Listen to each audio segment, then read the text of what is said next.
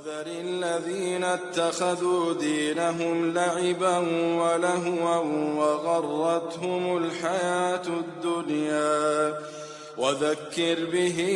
أن تبسل نفس بما كسبت ليس لها من دون الله ولي ولا شفيع وإن تعدل كل عدل لا يؤخذ منها أولئك الذين أبسلوا بما كسبوا لهم شراب من حميم وعذاب أليم بما كانوا يكفرون. ته هغه کسان پرېږده چې خپل دین یې لوبه او تماشا ګرځولی و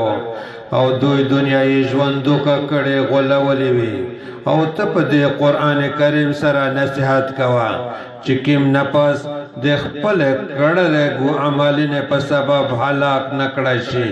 چې د هغه نفس لپاره د الله تعالی نه پرته بغیر نه څوک دوست او نه سپارشي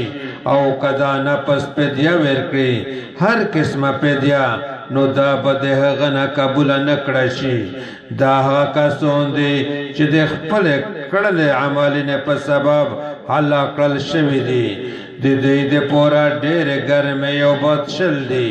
او ډېر دردونکی عذاب دی په سبب د هغې کفر چې دوی به کوه.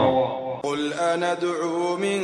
دون الله ما لا ينفعنا ولا يضرنا ونرد على أعقابنا بعد إذ هدانا الله كالذي استهوته الشياطين في الأرض حيران له أصحاب يدعونه إلى الهدى ائتنا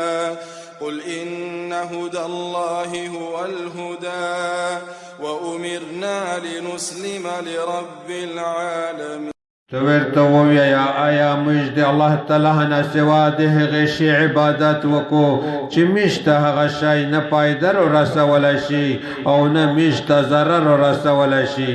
او آیا موږ بیرته په خپلو شاګانو وګرځول شو وروسته له دې نه چې الله تعالی موږ ته